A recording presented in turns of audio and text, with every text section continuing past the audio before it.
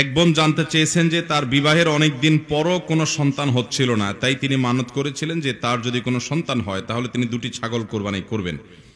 কিছুদিন পর তার একটি ছেলে সন্তান হয়, এখন তিনি আকিকা করবেন। প্রশ্ন হলো, মানতের ছাগল দিয়ে আকিকা করা যাবে?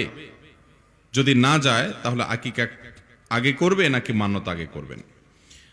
মানত এটা ইসলামী শরীয়তের দৃষ্টিকোণ থেকে কোনো প্রশংসনীয় কাজ না, কিন্তু কেউ করলে জায়েজ আছে, করলে সেটা পূরণ করতে হবে।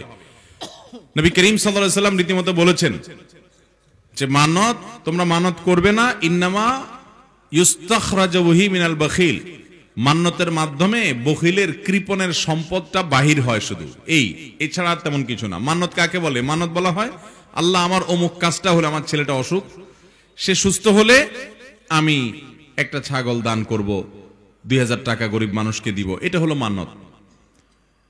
আবার মান্নতের মধ্যে কিছু মান্নত আছে যেগুলো ভুল মান্নত, যেমন আল্লাহ আমার এই কাজটা হলে আমি শাহজালাল শাহপুরানে মাজারে যাব, এরকম মান্নত আছে না নাই?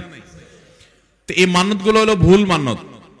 শরীয়তে মান্নত বিশুদ্ধ হওয়ার জন্য এমন কাজের মান্নত করতে হবে যেটা শরীয়তে ইবাদত, যেটা ইবাদত, সেরকম কাজের মান্নত করতে হবে। আরো শর্ত আছে।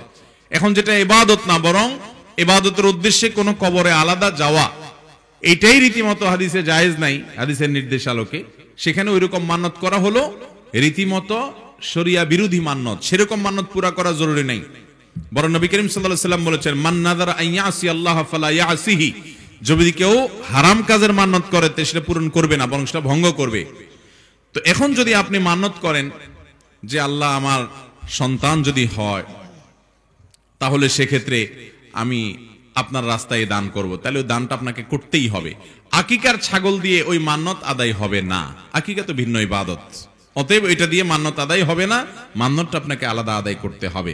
আর মান্নত আর আকিকা দুটোর ভিতরে কোনটা অগ্রাধিকার দিবেন, কোনটা আগে করবেন? এর উত্তর হলো আকিকা তো একটা সময় সংশ্লিষ্ট ইবাদত, সপ্তম দিনে করা সুন্নাত, না হলে 14-21তম দিনেও করা যায়, পরেও করা যায়, কিন্তু উত্তম হলো সপ্তম দিনে। অতএব এই দিনে এটা করে ফেলবেন, যদি এর আগে মানত করতে পারেন ভালো, আর না হলে পরে করলেও আদায় হয়ে যাবে। এরপরে প্রশ্ন হলো, অনেকেই বলেন বড় তাসবিহ পড়তে হলে ওযু করতে হয়, ওযু ছাড়া বড় তাসবিহ পড়লে গুনাহ হয়, এই ব্যাপারে আপনার মতামত জানতে চাই। বড় তাসবিহ কোনটা আবার? ও লা ইলাহা ইল্লা আনতা সুবহানাকা ইন্নী কুনতু মিনাজ জালিমিন, এটা দোয়া ইউনুস। আল্লাহ তাআলা এই দোয়া সম্পর্কে বলেছেন, ওয়া কাযালিকা নুনজিল মুমিনিন। ইউনুস আলাইহিস সালাম এই দোয়া পড়ে যেরকম মুক্তি পেয়েছেন, ইমানদারদেরকে এই দোয়া পড়ার মাধ্যমে মুক্তি দান করব। এজন্য কারো যদি বিপদ আপদ থাকে, মুসিবত থাকে, সেজন্য বেশি বেশি করে দোয়া ইউনুস পড়ে। দোয়া ইউনুস পড়তে থাকলে আল্লাহ তাআলা বিপদ দূর করে দিবেন ইনশাআল্লাহ। ঠিক একই ভাবে নবী করিম সাল্লাল্লাহু আলাইহি ওয়াসাল্লাম বলেছেন, তোমরা আমার ভাই ইউনুস ইবনে মাত্তার এই দোয়াটা পড়ো, তাহলে বিপদ আপদ দূর হবে। আমি প্রায় সময় বলি, কারোর যদি এরকম কোনো বিপদ হয় যে দেয়ালে পিঠ থেকে গেছে, কোনো উপায় দেখেন না, তাহলে কয়েকটা আমল করবেন। নাম্বার 1, দুরুদ পড়বেন বেশি বেশি। নাম্বার 2, ইস্তেগফার করবেন। নাম্বার 3, এই দোয়া ইউনুস পড়বেন। এটা বেশি বেশি পড়া উচিত। এখন কথা হলো, দোয়া ইউনুস পড়ার জন্য ওযু লাগবে, এটা সঠিক কথা না। যেহেতু এটা কোরআনের আয়াত, ওযু ছাড়াও মুখস্থ তেলাওয়াত করা যাবে। যদি এটা ধরে ধরে কোরআন শরীফে পড়েন তাহলে ওযু লাগবে, মুখস্থ পড়ার জন্য ওযু দরকার নাই। বর্তমানে ফেসবুক, ইউটিউবে অনেক অল্প বয়সী বক্তা লক্ষ্য করেছি যারা অন্যদের নকল করে ভাইরাল হয়, এ ব্যাপারে আপনার বক্তব্য কি? আল্লাহ তাআলা মাফ করুন, এটা তো আসলে আমাদের একটা রোগ বলতে গেলে, যে আপনার ওয়াজ নসিহতের উদ্দেশ্য কি?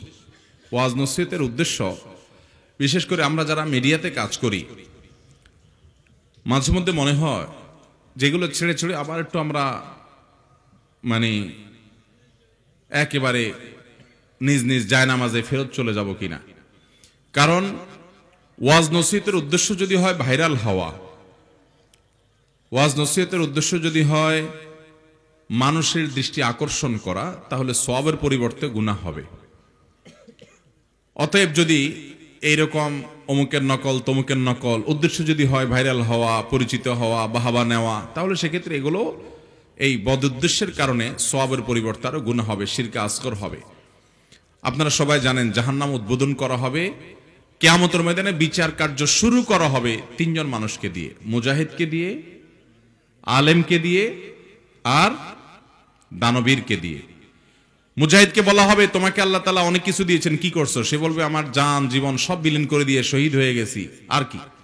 আল্লাহ বলবেন মিথ্যাবাদী, তুমি মানুষের কাছে বীর বাহাদুর এটা সাজার জন্য লড়াই করছিলা।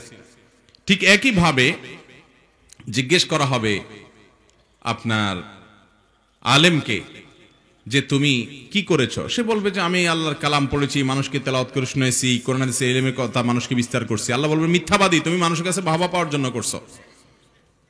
আবার জিজ্ঞেস করা হবে দানবীরকে কি করেছো, সে বলবে আমি মানুষের আল্লাহ আপনার রাহে দান করেছি, এটা করেছি, সেটা করেছি, মসজিদ করছি, মাদ্রাসা করেছি। আল্লাহ বলবেন মিথ্যাবাদী, তুমি এগুলো সব বাহবা পাওয়ার জন্য করছো, দানবীর শোনার জন্য বলছো।